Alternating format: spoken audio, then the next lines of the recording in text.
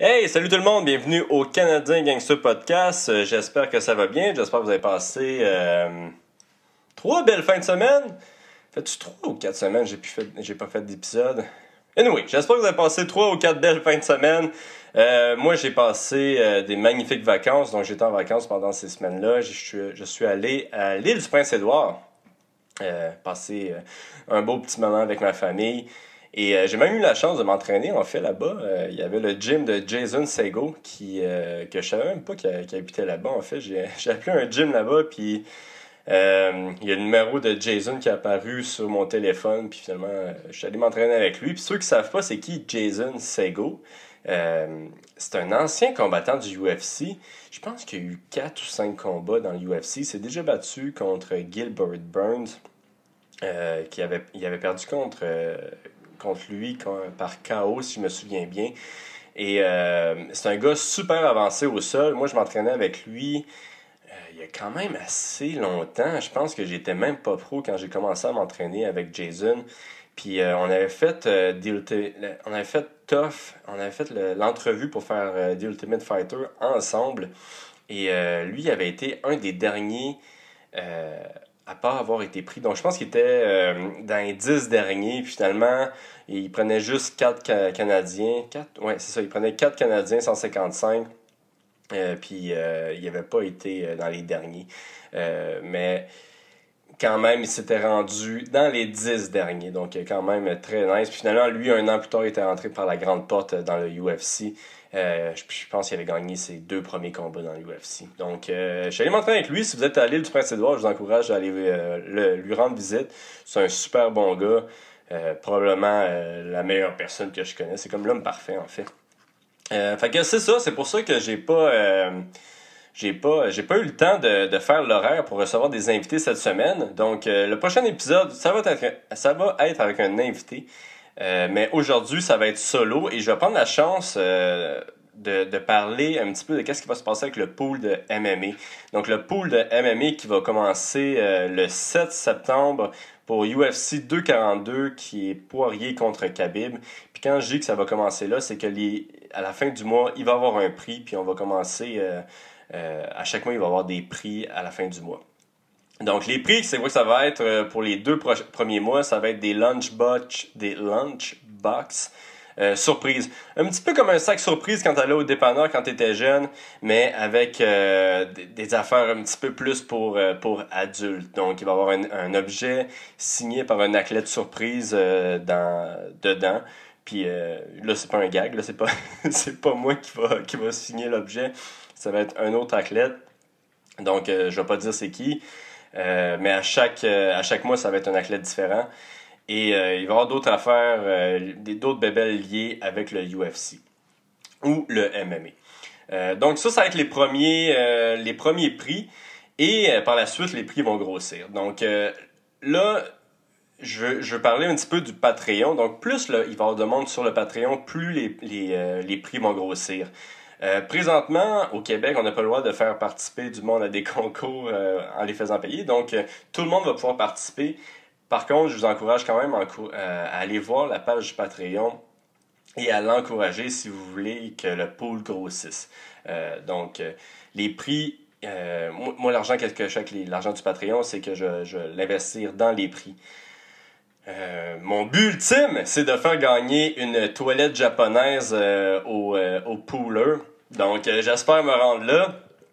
Je pense que ça va prendre un petit peu de temps, mais oui, c'est ça. Mon but ultime, c'est que le grand gagnant, un jour, puisse gagner une toilette japonaise. Puis ça, c'est un petit clin d'œil à Mike Ward. Je sais qu'il aime bien les toilettes japonaises, là. Puis j'imagine, tout le monde aime les toilettes japonaises, là. Mais mon but, c'est ça, de faire gagner une toilette japonaise. Puis là, j'aimerais ça remercier le monde du... Attends, je vais remercier tout de suite le monde du Patreon. J'aimerais ça remercier Jesse Tiff et Michael Bernier qui se sont inscrits au Patreon le mois passé, donc qui sont devenus des pickpockets. Il y a Michel Goyette, Pierre-Olivier Boucher et Sébastien Boivin qui sont devenus des stéroïdes dealers. Et finalement, Samuel Savard qui est devenu un gang member. Donc, merci à tous d'encourager le Patreon. Écoute, moi, ça me motive de continuer cette belle expérience-là. Puis en plus, vous allez avoir des avantages. Puis là, j'aimerais ça parler un petit peu des avantages que les Patreons vont pouvoir avoir. Donc, les pickpockets, Jesse Tiff et Michael Bernier, l'avantage que vous allez avoir, donc les pickpockets, je pense que c'est 2$. L'avantage que vous allez avoir, c'est que si je finis un podcast à l'avance, puis j'ai le temps de le monter, je vais le mettre en avance pour tous les Patreons. Donc, ils vont pouvoir le voir un petit peu. J'ai dit beaucoup de mots avance, mais ils vont pouvoir le voir avant tout le monde normal, le monde non Patreon. Donc ça, c'est le premier avantage. Le deuxième avantage, c'est que ils vont avoir aussi des vidéos exclusives au Patreon. Le troisième avantage, c'est que là, aujourd'hui, c'est un événement que je vais faire un Q&A, donc Question Answer. Puis ça, c'est toutes des questions que les Patreons vont poser.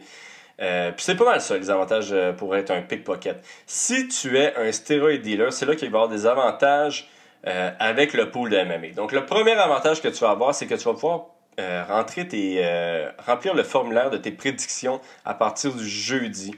Ceux qui ne sont pas Patreon, ils vont pouvoir le remplir juste avant l'événement. Donc, si tu es Patreon, à partir de jeudi et tout le reste de la semaine, tu vas pouvoir rentrer tes prédictions. Comme ça, tu peux le faire quand tu veux. Puis, il y a beaucoup moins de chances que tu oublies de le faire. Deuxième avantage, c'est on va payer le shipping. Donc, si tu es Patreon, tu gagnes le prix. On va payer le shipping pour l'envoyer chez vous. Si tu n'es pas Patreon, qu'est-ce qui va arriver? C'est qu'on va le laisser à quelque part à Montréal pour que tu ailles le chercher. Je parlais de ça avec Raj. Moi, mon plan ultime, c'est que ça soit quasiment une épopée à aller chercher le cadeau. Un petit peu un mélange entre Lord of the Rings et Décadence, là. Mais Rod, je trouvais pas ça une super bonne idée. Puis je pense qu'il a bien raison. Moi, j'aurais trouvé ça bien drôle, mais je pense que le monde qui gagnerait les prix, il trouvait ça un petit peu moins drôle. Puis finalement, le troisième avantage, c'est que si tu oublies, disons, une semaine de remplir le formulaire de prédiction, qu'est-ce qu'on va faire pour les non-Patreons? C'est qu'on va vous enlever 10 unités. Pourquoi on fait ça? C'est qu'on ne veut pas que le monde participe, qu'ils mettent toutes leurs unités sur le plus gros underdog et qu'ils gagnent, disons, 20 unités, puis que le reste du mois, ils ne participent plus et qu'ils restent avec leurs 20 unités. Donc, on veut vraiment que le monde participe à chaque événement du mois. Comme ça, il va avoir moins de chances. Et disons que si le gars... Comme je disais tantôt, si le gars qui met toutes ses unités sur le plus gros underdog, ça va sûrement le rattraper à long terme. Donc, si t'es pas Patreon, on va t'enlever 10 unités. Si t'es Patreon, on va mettre les pires picks qu'on a en tête. Et les pires picks qu'on a en tête, ça va être ceux de Lévi Labrie, mon coach qui est arrivé dernier au dernier pool que j'ai fait. Donc, je vais vous donner ses picks. Donc, il y a des semaines que vous allez avoir moins 10, il y a d'autres semaines que vous allez avoir probablement moins que moins 10, et d'autres semaines que peut-être vous allez finir dans le négatif avec ces pics. Donc, ça, c'est le dernier avantage pour les personnes qui vont être steroid dealers avec le Patreon. Puis je pense que c'est pas mal ça. J'ai-tu d'autres choses à dire par rapport à ça? Je crois que non. Les autres si tu veux un autre moyen de m'encourager, d'encourager le podcast, allez liker, allez suivre en fait la page YouTube. Ça, c'est un autre moyen d'encourager le podcast. On essaie de se rendre à 1500 abonnés présentement. On est rendu à 1100. Donc, un gros merci justement à tous ceux qui sont allés le faire le dernier mois. On essaie de se rendre à 1000. Par la suite, là, on va essayer de se rendre à 1500, puis là, je vais arrêter de vous gosser avec ça. Je pense que c'est fini. Là, je l'ai dit tantôt, l'événement. Le podcast aujourd'hui, c'est un Q&A. Il y a du monde du Patreon qui avait des questions à me poser, puis je vais les répondre pendant ce podcast-là. Et à la fin du podcast, j'aimerais ça aussi parler de Stipe Miocic contre Daniel Cormier, qui était un super bon combat dans une superbe carte. Donc, on va parler de ce combat-là et des autres combats qui se sont passés durant la soirée. Donc, merci à tous d'écouter le podcast et bon épisode.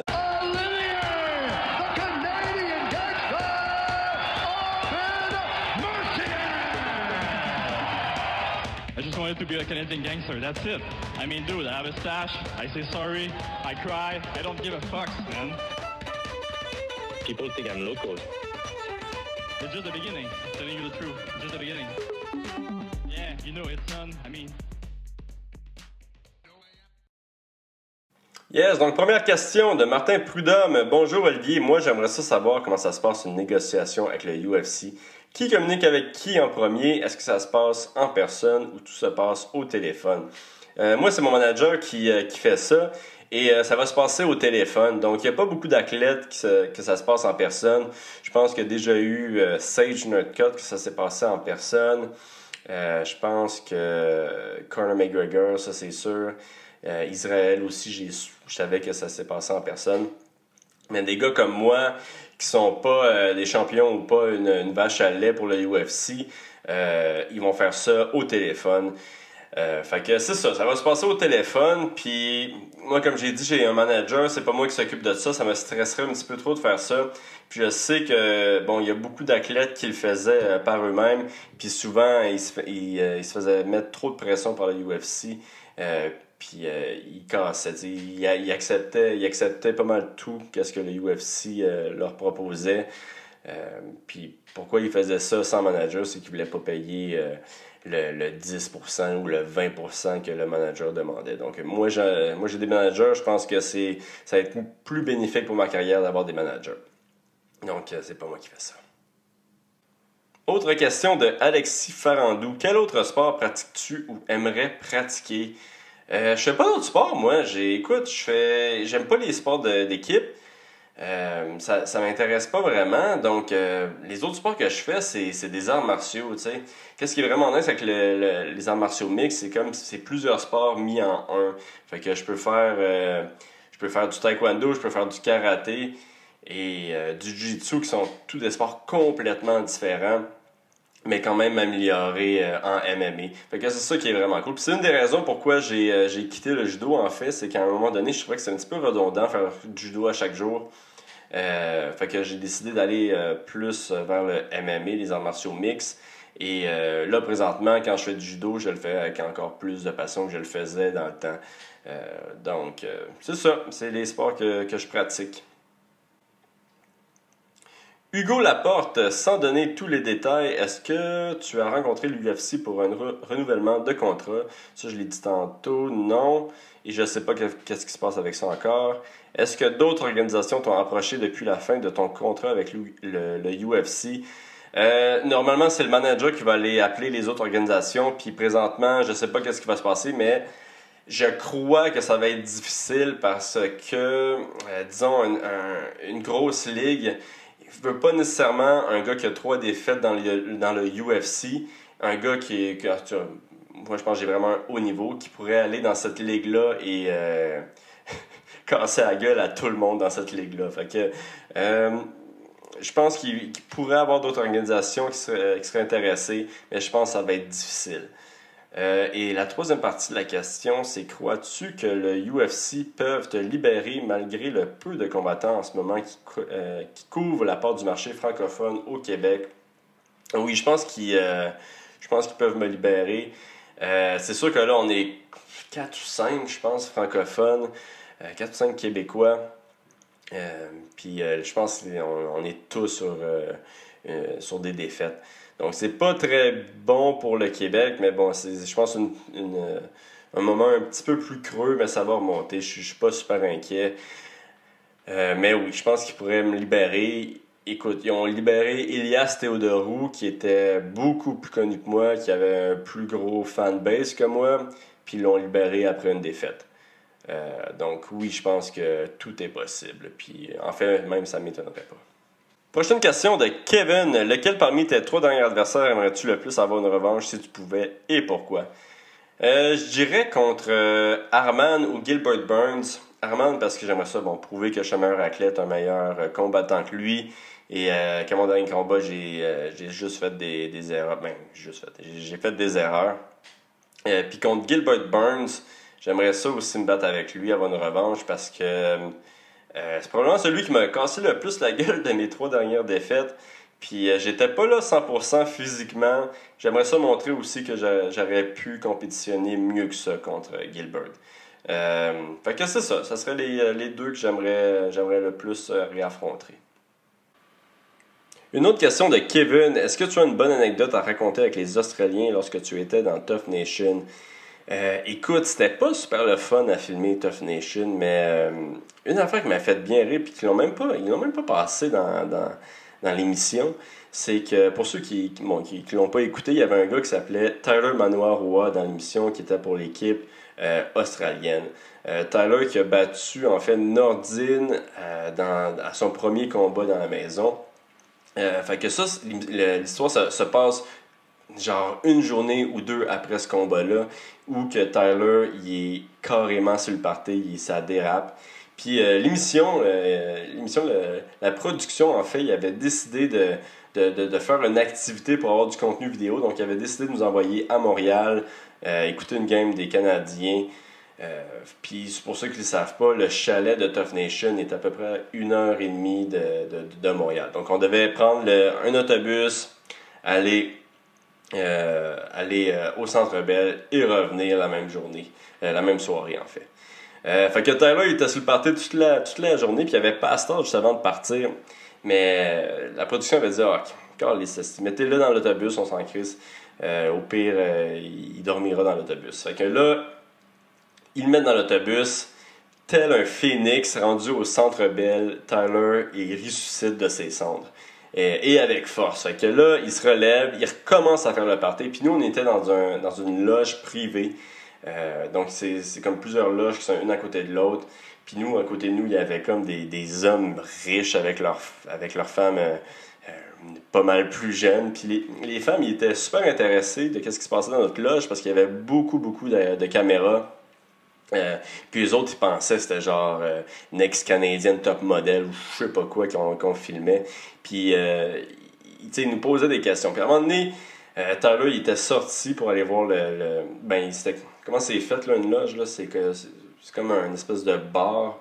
Puis tu peux comme sortir, écouter la game de hockey un petit peu en avant, comme sur un balcon. Fait qu'il était sorti comme sur le balcon. Puis là, il avait commencé à lancer du popcorn au monde dans les estrades. Puis les petites madames, ils posaient des questions. T'sais. Ils lui avaient demandé genre, c'est quoi que vous faites? Puis à ce moment-là, c'était incomprenable qu'est-ce qu'il disait. Incomprenable, man, il parlait une autre langue, il parlait pas anglais. Je sais pas qu'est-ce qu'il disait. Puis man, il y avait genre... La madame avait demandé c'est quoi l'émission que vous faites, puis il y avait genre une affaire vraiment pas rapport. Fait que là, la production avait décidé de le faire rentrer dans la loge.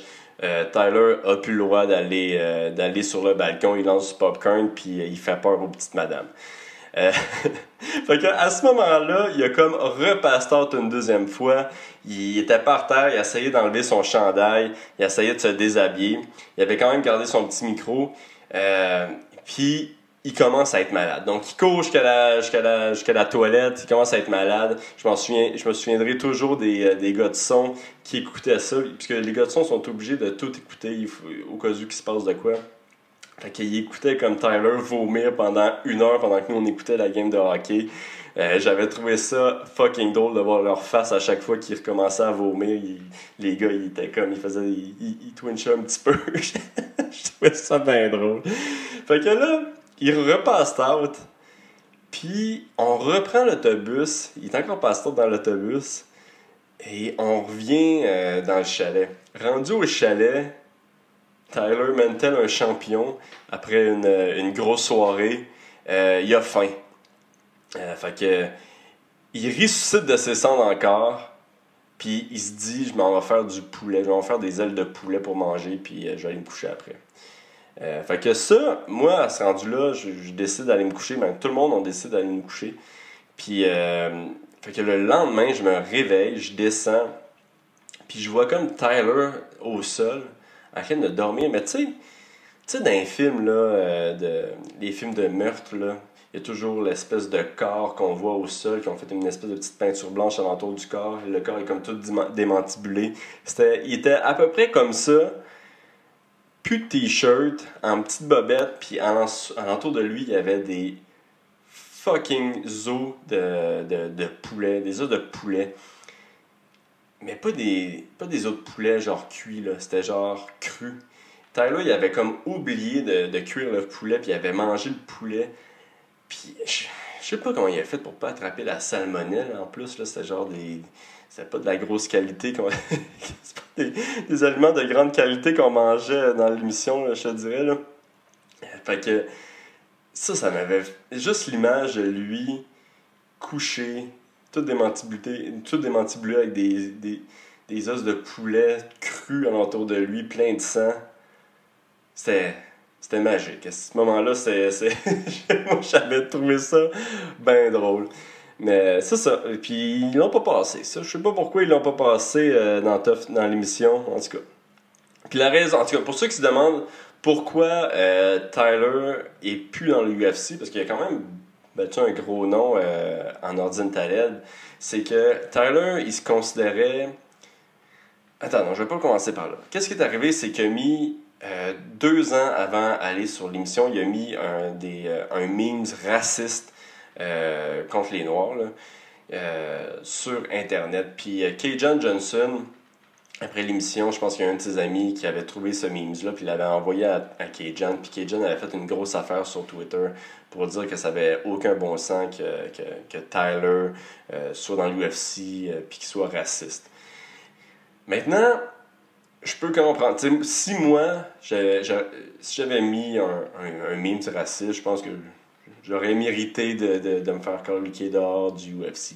Maintenant, où la ligne est un petit peu plus mince, un petit peu plus compliquée comme question, c'est que Tyler, il se considérait comme un noir. Donc, dans le sens que, tu sais, il est pas blanc, mais il est pas noir. Mais lui, dans sa tête, il était noir. Il nous l'avait dit pendant l'émission.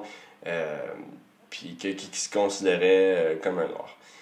Fait que là, c'est un petit peu plus compliqué comme question, mais bon, le UFC ont décidé de le renvoyer, puis non seulement de le renvoyer du UFC, mais ils lui ont dit il n'y a aucune calique de chance que tu re-signes avec nous.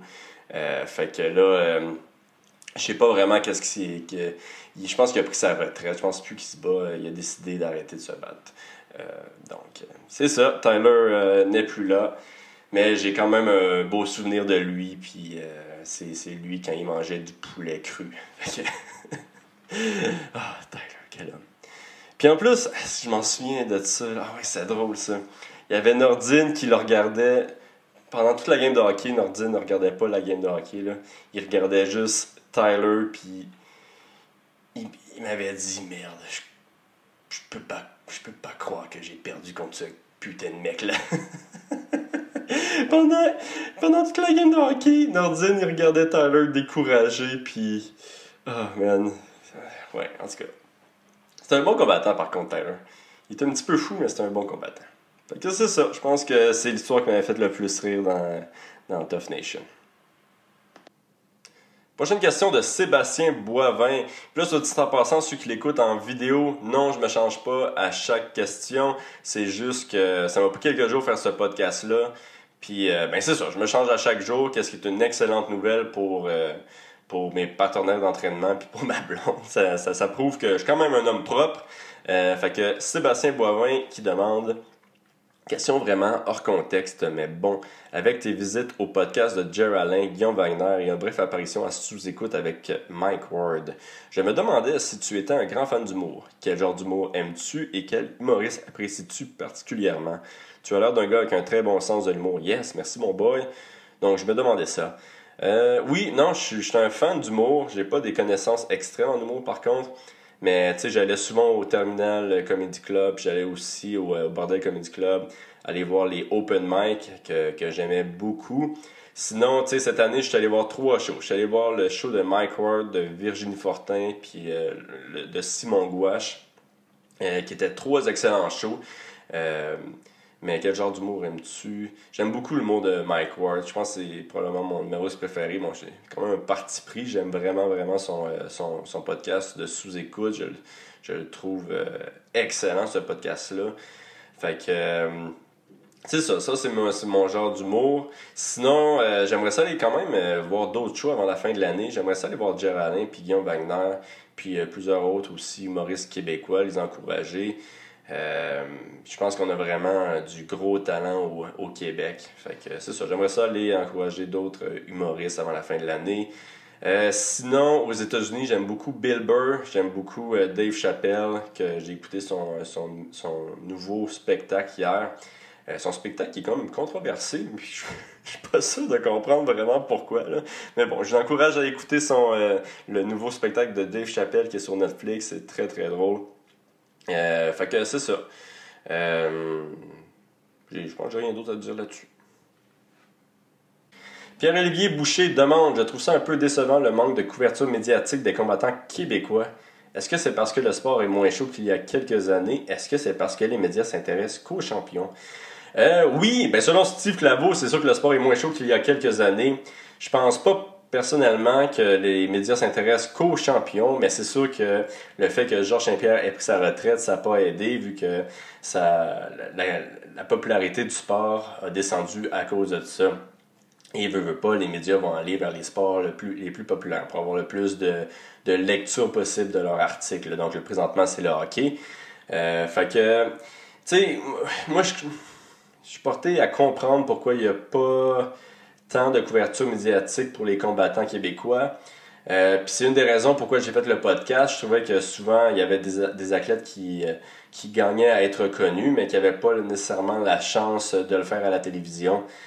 Donc souvent, j'invite ces athlètes-là, puis que quelques semaines plus tard, il va y avoir des journalistes qui vont se rendre compte que ces jeunes-là sont super intéressants, ils vont les avoir dans leur émission de télévision. Fait que... c'était quoi la question? Je trouve ça un peu décevant dans le manque de questions. Non, c'est ça. C'est pas mal juste ça que j'ai à dire. Je pense pas que les médias s'intéressent juste aux champions. C'est plus à la popularité d'un sport. Autre question de Pierre-Olivier Boucher. Rory versus Lima 2 est annoncé. Quel conseil donnerais-tu à Rory? Et peux-tu, s'il vous plaît, lui donner ton nez pour le combat? C'est sûr que Rory il est stressé là, par rapport à son nez, en ce qu'il m'en avait dit il y a quelques combats, mais là je pense que son nez est rendu a guéri à 100%, en ce que je l'espère, puis lui donner des conseils. J'ai pas de conseils à donner. Moi je pense que Rory il va faire le même game plan qu'il a fait au premier combat, c'est-à-dire il va essayer d'amener Lima au sol, puis je pense que c'est la chose à faire aussi. Lima qui a des kicks aux jambes extrêmement puissants, donc je pense que Rory va tout faire pour éviter de se refaire kicker pour le deuxième combat. Et veut pas, Rory est pas mal plus avancé que Lima au sol, donc je pense que ça va être ça la stratégie pour ce combat-là. Bon, mais ça va être tout pour le Q&A. Mais j'aimerais ça parler de Stipe Miocic contre Cormier, qui est un super combat dans une superbe belle carte. Un combat que j'ai beaucoup aimé, c'était Yoel Romero contre Costa, qui, selon moi, Yoel aurait dû gagner le combat. Je donnais le premier round à Costa. La première partie du deuxième round, je le donnais à Costa aussi. Mais la deuxième partie du deuxième round, moi, je le donnais à Yoel. Je trouve que Costa n'a rien fait à la fin du deuxième round pendant un bon 2 minutes et demie. Donc, je le donnais à Yoel et le troisième round, je le donnais aussi à Yoel. Je pense pas que c'est une décision controversée. Je pense que ça aurait pu aller d'un côté ou de l'autre. C'était tellement serré. Mais en tout cas, je me suis rendu compte que Yoel Romero, c'est l'athlète le plus complet. Écoute, il est bon debout, il est bon au sol, il est bon en lutte. C'est un Olympien en lutte en fait. Puis c'est un acteur incroyable. Je sais pas si vous avez vu. La première chose, c'est quand il a reçu un coup de genou dans les testicouilles. Ça lui a pris un bon 5 secondes avant d'avoir une réaction et de prendre un bon 2-3 minutes pour récupérer, qui était une très bonne stratégie de la part de Yoel, parce que Yoel avait l'air très fatigué rendu au deuxième round. Et l'autre chose, c'est quand Costa a droppé Yoel Romero. Yoel se relève, il pointe quelque chose à côté de Costa. Costa regarde et Yoel, il drop Costa. J'ai trouvé ça incroyable. J'ai tellement trouvé ça drôle. Yoel Romero, c'est comme Batman. Il utilise son nom. Qu'est-ce qui l'entoure pour gagner ses combats? c'est quelque chose que peu d'athlètes font. Et puis lui, il excelle dans ça. Fait que chapeau à Yoel. Je pense que c'est devenu un de mes athlètes préférés juste à cause de ça. Autre combat intéressant, Pettis contre Nate Diaz, qui n'était pas un combat super technique. Et selon moi, quand le combat a commencé, Pettis avait de l'air vraiment meilleur que Nate Diaz. Mais la seconde que Nate l'a amené au sol, on dirait que Pettis a comme abandonné ou il s'est fait mal, je ne sais pas. Puis même au deuxième round, à un moment donné, Pettis il prend le Kimura. Il essaie de faire un soupe avec le Kimura, mais finalement il se fait monter complète par Diaz. C'est un petit peu bizarre cette technique-là. Même en amateur, tu vois pas souvent ça. Là, fait que c'est pas le combat le plus technique. Mais un très bon combat, puis c'est toujours plaisant de voir Nate Diaz. Il est tellement animal, Nate Diaz, que souvent il s'en tire avec ça. Puis il a quand même gagné assez facilement ce combat-là. Une décision unanime pour Nate Diaz. Nate Diaz, je pense que ça va être un combat difficile pour beaucoup de personnes, mais je pense pas qu'il va être capable de battre... c'est qui a callé out déjà? C'est Masvidal. Je pense pas qu'il va être capable de battre Masvidal par contre. Puis dernier combat, Daniel Cormier contre Stipe Miocic. Stipe qui se fait péter la gueule pendant 4 rounds. 3 rounds en fait. Le troisième round, je sais pas qui gagnait. Mais en tout cas, il se fait péter la gueule. Et au 4e round, il change complètement de stratégie. Commence à aller au corps et réussit à mettre KO Daniel Cormier. Puis j'ai vraiment trouvé ça impressionnant parce que, tu sais, se faire battre pendant 3 rounds, décider au 4e round, quand tu es complètement exténué, de changer de stratégie et de réussir à mettre KO son adversaire, j'ai trouvé ça magnifique. C'est un des meilleurs comebacks que j'ai vu en fait. Là. C'est probablement mon préféré que j'ai vu. Fait que beau travail à ces 2 combattants, super belle carte. Probablement la meilleure carte que j'ai vue depuis Georges Saint-Pierre contre Bisping, qui était aussi une excellente carte. Fait que très très très cool, on est gâtés. Avant de partir, j'aimerais ça donner ma prédiction pour Zhang contre Andrade. Là, c'est le monde du Patreon qui vont pouvoir le voir avant. Ceux qui sont pas dans le Patreon vont savoir si j'ai dit de la merde. Là. Ils vont le savoir après. Fait que moi, ma prédiction, c'est... je pense que Andrade va gagner. Zhang qui a besoin d'espace pour imposer sa game. Zhang qui kick beaucoup, qui fait beaucoup de spinning back kick. Je pense qu'Andrade va mettre trop de pression pour qu'elle impose sa game. Je pense qu'Andrade va brawler avec, puis je pense qu'elle va battre Zhang. Si Zhang gagne, selon moi, ça va être par un spinning back kick ou un kick qui va mettre KO Andrade, puisque Andrade se fait beaucoup toucher dans les premiers rounds. Mais souvent, elle met tellement de pression que ça casse ses adversaires. Donc, selon moi, c'est ça qui va arriver. Elle va mettre trop de pression sur Zhang. Et Zhang ne va pas pouvoir imposer son jeu. Puis Andrade va gagner ça. Donc, c'est ça. Là, n'oubliez pas, le 7 septembre, le pool de MMA commence avec Poirier contre Khabib. Donc, j'encourage tout le monde à aller participer à ça le 7. Je vous encourage aussi à aller voir le Patreon, à nous aider à faire grossir le podcast en allant nous encourager sur le Patreon. Puis allez liker aussi, allez suivre en fait notre page YouTube. Donc merci à tous d'avoir écouté ce podcast-là. Prochain podcast, je vais le faire dans 2 semaines. Je vais le poster dans 2 semaines. Je vais avoir un invité. Donc c'est ça. Bon 2 semaines à tous et à bientôt.